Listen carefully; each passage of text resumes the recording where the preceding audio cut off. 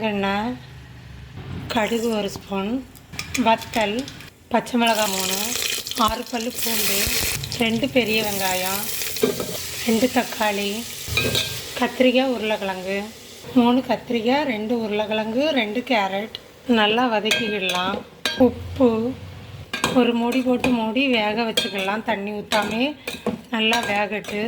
சூட்டிலே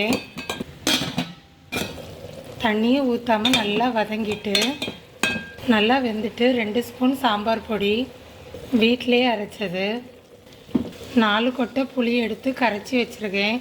புளித்தண்ணி, 1/2 cup பாசிப்பருப்பும் 1/2 cup துவரம் பருப்பும் எடுத்து அவிச்சு வச்சுருக்கேன். அவிச்ச பருப்பு, கறிக்கு தேவையான தண்ணி, கொத்தமல்லி இலை, கருவேப்பிலை, 2 ஸ்பூன் திருவின தேங்காய்.